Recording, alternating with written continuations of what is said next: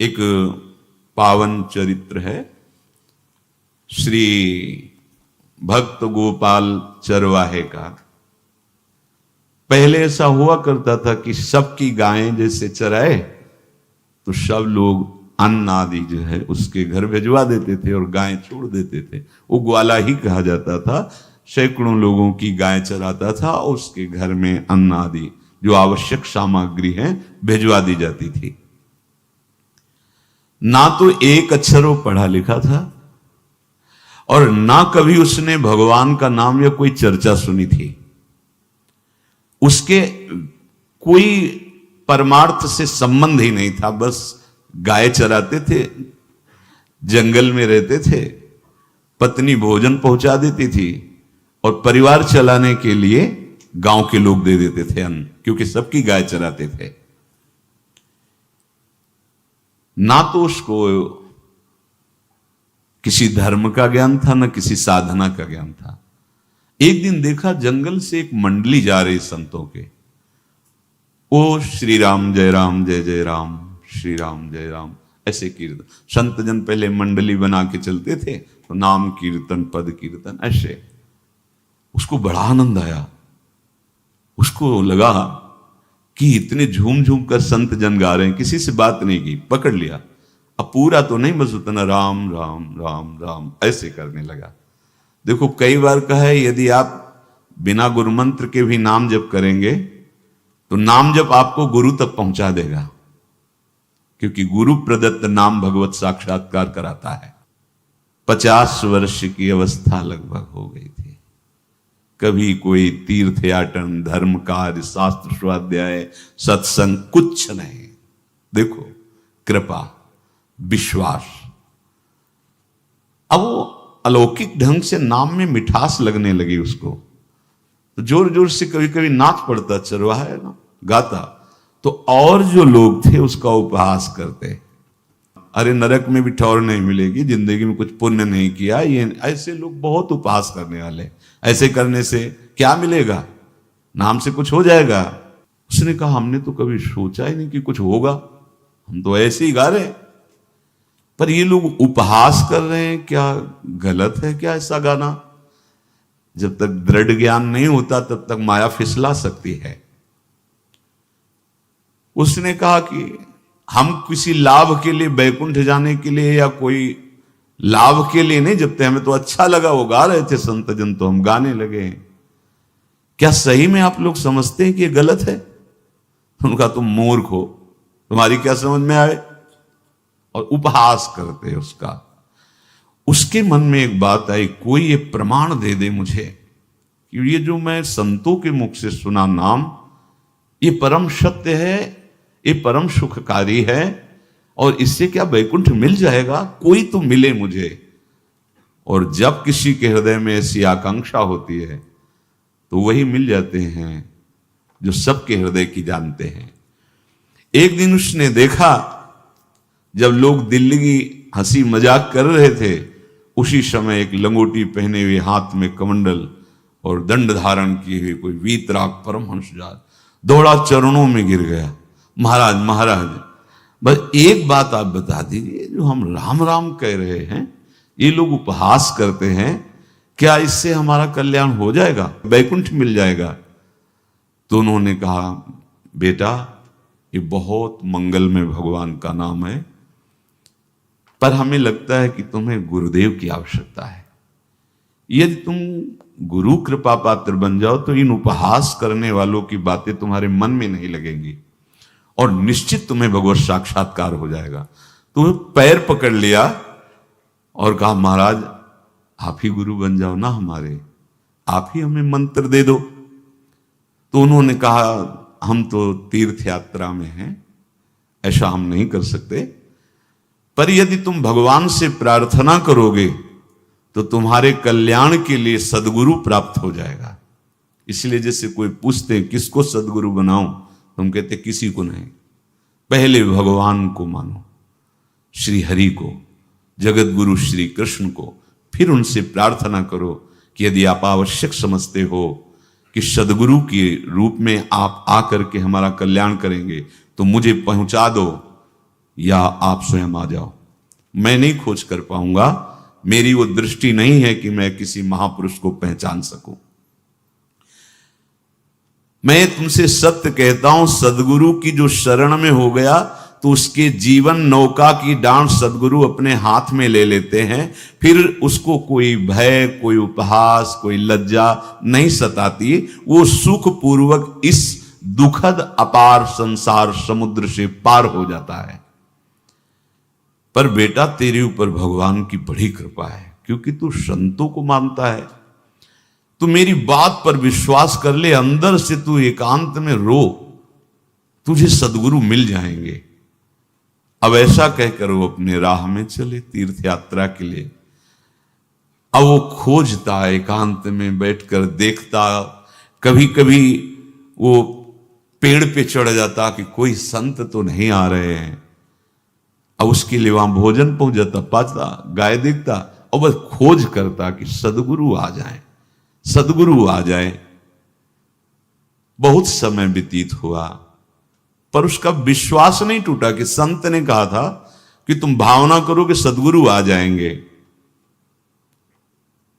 भगवान सदगुरु बन करके आ गए। वही है सदगुरु।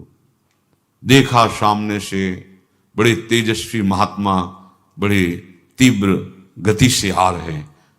वो दौड़ा, गुरुदेव गुरुदेव, चरणों में लौट गया। चरणों में जे ही गिरा तो एक बिजली सी दौड़ी उसके हृदय में। अब बात बन गई, गुरु मिल गए। वो खड़े हो गए। देखते ही सात्विक भाव उत्पन्न हो रहा है, आंसू निकलने लगे। देखते ही मन में आया कि जो संत कह रहे थे सदगुरु मिल जाएंगे, यही हमारे सदगुरु हैं।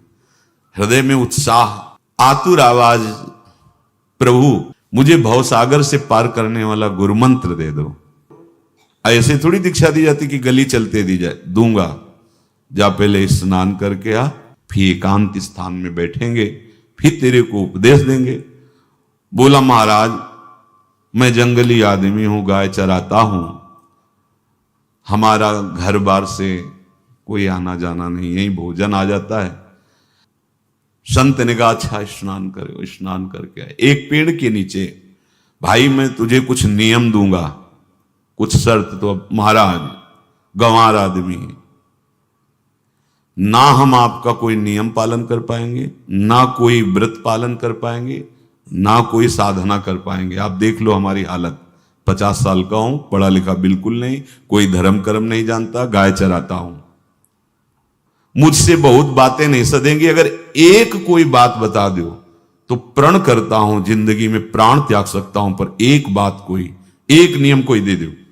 हमें बहुत नियम तो नहीं समझ में आएंगे, एक कोई बात बता दो कि ऐसा कर लेना और मंत्र जपना, तो हम प्राण त्याग सकते, पर आपकी आज्ञा उल्लंघन, पर बहुत हम बातें नहीं मान पाएंगे क्योंकि हमारे इतना ज्ञान नहीं है। गोपाल के वचन सुन करके बहुत प्रसन्न हुए संत भगवान। एक नियम तुझे देता हूं, हमारे आराध्य देव श्री कृष्ण हैं, गोविंद हैं। आज से तुम्हारे आराध्य देव गोविंद हुए, हां श्री कृष्ण है। बिना उनको पवाए तुम्हें पाना नहीं है, बस यही तुम्हारे लिए नियम है। तुम्हारे पास जो आवे, सूखी रोटी, दूध, छाछ, जो भी, बिना उनको पवाए पाना नहीं है। सीधा सरल आदमी। गुरुदेव प्राण चाहे चले जाएं, बिना उनको पवाए आज के बाद कभी जिह्वा पे कुछ नहीं जाएगा। ऐसा गुरुजन आदेश करते हैं वैष्णव मार्ग के पथिकों को कि जल भी बिना अर्पित किए मत पियो। अगर आप बिना अर्पित किए पीते हैं तो आपकी बुद्धि में इष्ट देव के प्रति ममत्व तो नहीं आ पाएगा, नहीं आ पाएगा। अब तो गोपाल नाच पड़ा कि गुरु मिल गए, गुरु मंत्र मिल गए और इष्ट का पहचान मिल गई। उसी समय घर से भोजन आया, वही कभी चटनी रोटी, ऐसे ही बैठा एकांत वृक्ष के नीचे, आओ गोविंद भोग पाओ। अब गोपाल विचार में लगा कि आ तो रहे हैं ही नहीं, और गुरुजी ने कहा बिना पवाए पाना नहीं। पूरा दिन व्यतीत हो गया। गुरुजी कह रहे थे घट घट में विराजमान भगवान है तो कहीं से भी प्रकट हो सकते हैं, तो अंदर मंत्र जपता हो, कहता आओ भगवान, पाओ आके, नहीं आए। महाराज हमारे गुरुदेव ने आपका ध्यान जो बताया था वैसे ही आओ, आप पाओ आकर के। रात्रि हो गई, देखा पर वो नहीं आए, तो भोजन उठाया, गाय को पवा दिया, तो बहुत सी गायें थी, भूखा रह गया। दूसरे दिन फिर भोजन आया, एक पत्ता टोरा, जल से छिड़का पत्ते और भोजन रखा, भगवान को फिर पुकारा, आओ प्रभु। गुरुदेव ने आज्ञा की, बिना आपको पवाए हम अपनी जबान में नहीं रख सकते। शाम हो गई, रात्रि हो गई, फिर गौ को दे दिया, नहीं पाया। अब एक तो 50 वर्ष की अवस्था और गौओं के पीछे दौड़ना और भोजन पाना नहीं, शरीर में सामर्थ्य धीरे धीरे कम होने लगी। तीसरा दिन, चौथा दिन, पांचवा दिन, छठा दिन, सातवां दिन, दीनानाथ प्राण चाहे निकल जाए, हम गुरु की आज्ञा नहीं तोड़ सकते। अगर आप नहीं आएंगे तो भूखों मर जाऊंगा। पर हम ये बात देखो, ये बात चरवाहा है, कोई साधना पूर्व की नहीं। गौ सेवा के प्रताप से उससे संतों में प्रीति हो गई, नाम की कृपा से, गुरु की कृपा से नामी की प्राप्ति की चाह। ऐसे कई दिन व्यतीत होते गए, अस्थि मात्र होए रहे शरीरा। पूछते कि क्या बात है, भोजन तो हम रोज लाते हैं, आप रोज लेते हैं, क्या पाते नहीं? आपका विषय नहीं। शिक्षा मिलती है यहां, अपने गुरु उपदिष्ट साधन को किसी से बताना नहीं चाहिए। गुरु उपदिष्ट साधन जब तक सिद्धावस्था ना पहुंच जाए तब तक गुप्त रखा जाता है। जो जैसे आप सत्संग सुन रहे हो, इसमें कोई वचन आपको लगा, पकड़ लिया, अब वो जीवन में तभी बोलना जब उसका प्रभाव हमारे जीवन में आ जाए। नहीं ऐसे नहीं बोलना, नहीं तो निकल जाएगा। और अगर रोक लिया तो मंथन करेगा अंदर और आपको उसमें स्थित कर देगा। एक भी शब्द नहीं बताया कि हमारी गुरु दीक्षा हो गई, गुरुजी ने कहा था पवा के पाना, और इतने दिन हो गए भगवान तो आ नहीं रहे, इसीलिए हम पा नहीं रहे, तो हमारी ये दशा है। देखो आज का समय ऐसा है कि प्रगट में सब इंद्रियों के पोषण की व्यवस्थाएं भगवान दी, चाहे गृहस्थ हो चाहे विरक्त हो, लेकिन क्या हमारे अंदर निष्ठा है ऐसी?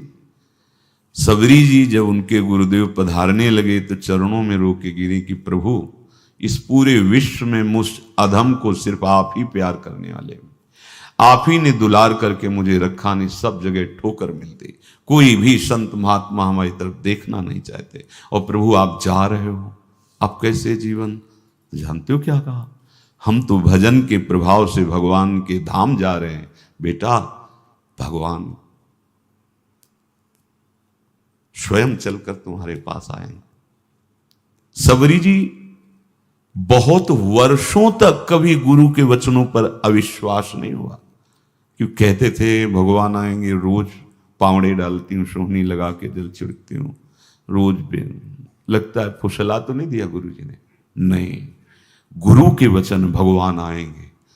शायद ऐसा वर्णन की शास्त्र हजार वर्ष सोचो जरा, और भगवान आए और सबरी को निहाल किया। ऐसे हो गुरुदेव ने कहा है भगवान आएंगे, जब तक वो ना पाएंगे तब तक हमने कहा है कि और उनका उद्देश्य अलग था कहने का कि आप भगवान को भोग लगा के पाइएगा और भजन कीजिएगा तो मंत्र के प्रभाव से तुम्हारे मानस पटल पर भगवान दिखने लगेंगे। ऐसा होता है, पर वो सीधा आदमी सीधा समझा, जब तक भगवान नहीं पाएंगे तब तक हमें नहीं पाना। 18 दिन बीत गए, कुछ ना खाना न पीना। गोविंद भी देखते हैं, बाल भक्त ओम प्रकाश जी महाराज यही अपने चामुंडा के पास से उधर, बहुत नामनिष्ठ महात्मा, बाल भक्तों में बहुत ही मानो प्रहलाद जी ही हैं। जैसे प्रहलाद जी नामनिष्ठ, भगवान निष्ठ, घट घट में भगवान को देखने वाले, ऐसे श्री ओम प्रकाश जी बाल भक्त। बड़े बड़े महापुरुष गए, हरि बाबा, उड़िया बाबा, सब बस वो यही कहते कि ये श्री कृष्ण का आदेश है। फिर शायद 50 के भी ऊपर दिन गए थे, ऐसे 70 दिन तक उस महापुरुष ने कुछ नहीं खाया, सशरीर अंतर्ध्यान हुए। आज समाधि उनकी बनी। हे, जब महत्व भगवान का जग जाता है तो शरीर का महत्व नहीं। अच्छा, प्राणनाथ जब प्राणों का पोषण कर रहे हैं तो अन्न में भी तो प्राणनाथ की ही दी हुई शक्ति है, तो बिना अन्न के भी उनका पोषण हो रहा है। पर ये भागवती का आदेश से, मनमानी करने से नहीं। मनमानी करने में फिर मार्ग रुक जाएगा। भगवान आदेश करते हैं अपनी वाणी से, युक्ताहार विहार से, उचित आहार विहार, वो तो भगवद आदेश होता है।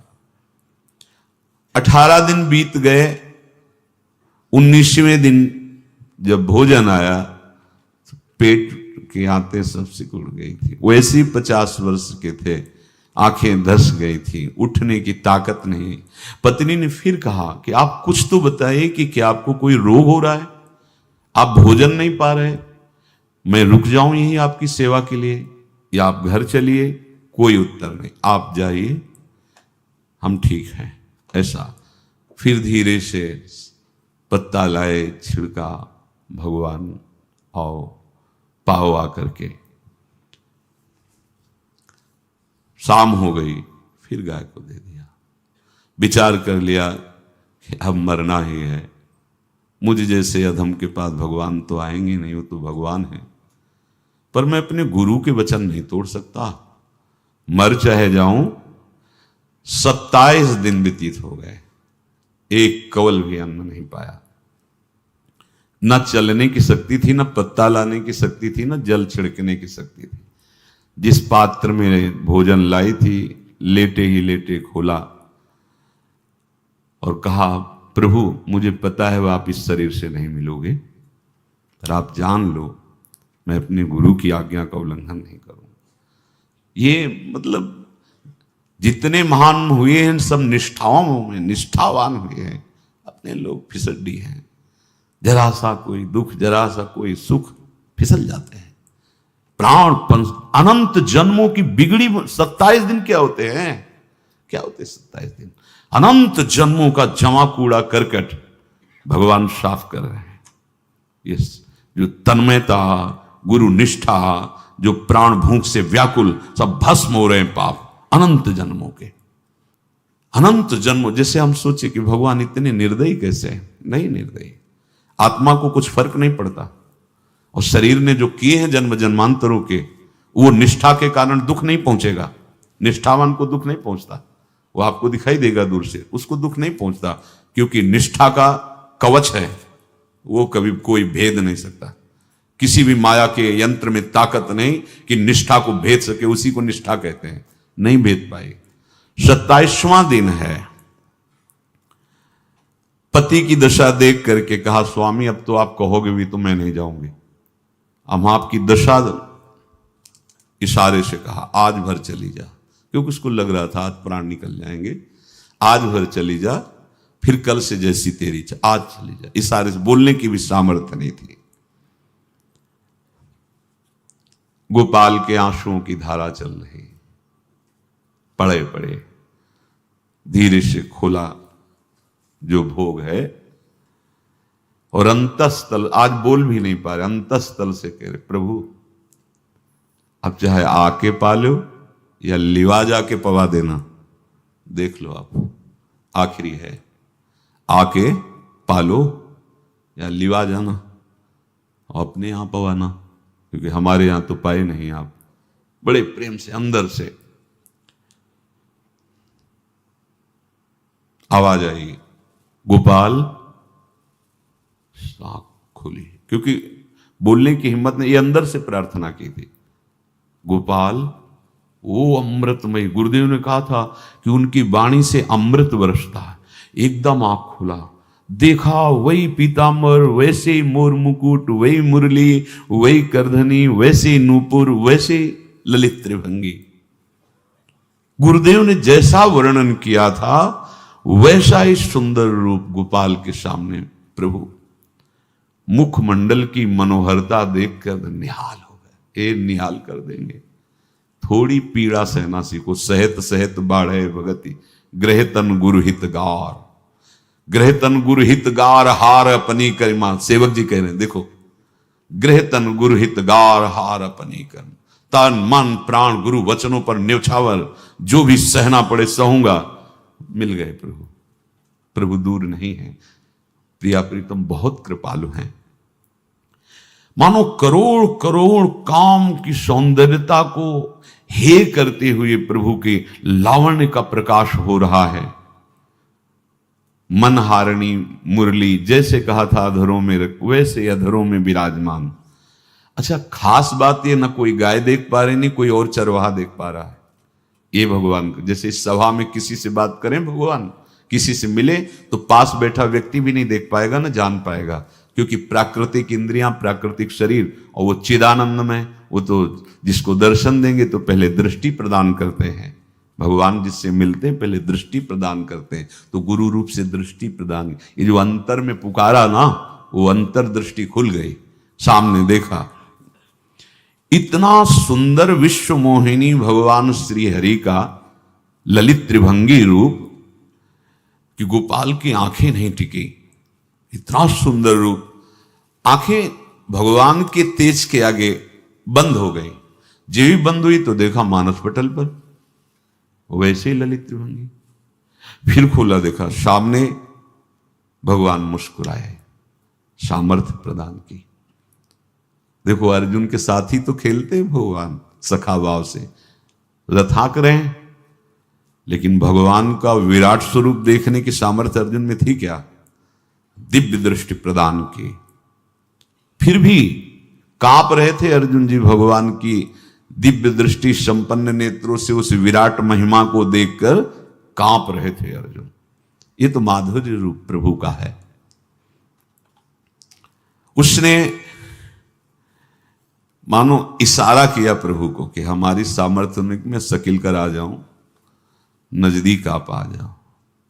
आ गए, अपना माथा प्रभु के चरणों में रखा, आंसुओं से भगवान के चरणों का प्रक्षालन कर रहा है। देखो गांव का गाय चराने वाला ग्वारा, जिसको कोई धर्म कर्म का ज्ञान नहीं, कोई भक्ति का ज्ञान नहीं, कोई शास्त्र का ज्ञान नहीं, भगवान ने फिर उसको उठाया और अपने हृदय, ज्यों हृदय से लगाया, हष्ट पुष्ट स्वस्थ सब, अंतर बाहर पूर्ण, कोई पीड़ा नहीं, कोई दुख नहीं, बिल्कुल तेजस्वी स्वरूप। भगवान की स्पर्श की महान सामर्थ्य है। बाली ने बहुत मारा ना सुग्रीव को, तो कर पर शाह सुग्रीव शरीरा, जे इस पर सारी पीड़ा गई। भगवान अमृत सावी है, भगवान दिव्य चिदानंद भाव देने वाले हैं।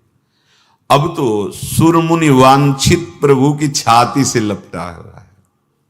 ये ऐसा ना सोचो कि कहानियां हैं, ऐसा नहीं। ये सत्य विषय आप भी प्राप्त कर सकते हैं, इसी के लिए रोज सत्संग होता है। जब वो भगवान से लिपट कर छाती में अश्रु की बूंदे, तो भगवान ये था माम प्रपद्यन्ते, भगवान की अश्रु बूंदों से गोपाल का अभिषेक हो रहा है। मानो सुदामा मिलन हो रहा है जैसे। भगवान को दैन्य बहुत प्रिय है। तभी भाई जी महाराज कहते हैं पद में कि बुद्धिहीन बना दो हे भगवान, हमें बुद्धिहीन बना दो। ये जो बहुत बुद्धि चलती है ना, इसके लिए दौड़ भाग है। नहीं, सीधे प्रभु हमारे हैं, हम प्रभु के हैं। नाम जप आश्रय भगवत प्राप्ति निश्चित। भगवान बोले, प्यारे गोपाल अब तो रो मत, देख मैं तेरे प्रेम में पगी हुई ये जो सूखी रोटियां हैं अभी पाता हूं। और भगवान बैठ गए और उसके घर की जो रोटी थी उसे, देखो मुझे त्रिभुवन का कोई भी भोग प्रसन्न नहीं कर सकता गोपाल, मुझे त्रिभुवन का कोई भोग प्रसन्न नहीं कर सकता। इस बात को समझो। जिनको ये भ्रम हो कि हम अधर्म से कमा के 56 भोग लगा के प्रभु को प्रसन्न कर लेंगे, तो ये बात सुनो। कह रहे मुझे त्रिभुवन का कोई भोग प्रसन्न नहीं कर सकता, मैं ऐसे ही अन्न की चाह रखता हूं। भगवान के वचन, जैसे दुर्योधन का महल का सब वैभव त्याग के, स्वागत ठुकरा के और विदुरानी जी के हाथ का छिलका पाया, मैं ऐसे ही अन्न की चाह रखता हूं, भगवान कहते हैं, बलिहारी है। कभी प्यार से एकांत में रो के इनको पवाना सीखो। भले आप इतनी कटोरी में सब्जी, 2 रोटी, और अगर दैन्य भाव से कि नाथ कहां आप और कहां, कैसे आपको पवाएगा, जो छवि है ना, पंखा करते जाओ ऐसे बीच बीच में जल पिला, देखो ना, ये था माम प्रपद्यन्ते तास्तते भजम। आप जैसा मानोगे वैसा ही वो व्यवहार करेंगे, पक्का समझ लो। गोपाल जो सच्चे हृदय से मुझे पुकारता है, मैं अवश्य उसको मिलता हूं। जो प्रेम पूर्वक मुझे पवाता है, मैं अवश्य उसका पाता हूं। पत्रम पुष्पम फलम तोयम ये में भक्त्या, भक्ति पूर्वक जो पवाया। भक्ति पूर्वक का मतलब दैन्य। अभक्त में अहंकार होता है, देखो ये किया मैंने, वो भगवान स्वीकार नहीं करते। वो आपका शुभ कर्म बन सकता है, अब वो भी धर्म से कमाई की है तो, पर भगवान की प्रसन्नता का हेतु होगा दैन्य। जहां भी देखो हमारे स्वामी को, जहां भी देखो दैन्य में बिके हुए पाए गए, दैन्य में। और ये दैन्य किसी बाजार में नहीं मिलती, ये दैन्यता बनावटी नहीं होती, ये वस्तुता हृदय की होती, भगवत प्रदत्त ही होती है। पर जो संत सदगुरुदेव की आज्ञा का अक्षरशः पालन करे तो इस दैन्य का निश्चित प्रादुर्भाव हो जाएगा, अहंकार गलित हो जाएगा। वत्स, मैं किसी भी वस्तु का कभी भूखा नहीं हूं।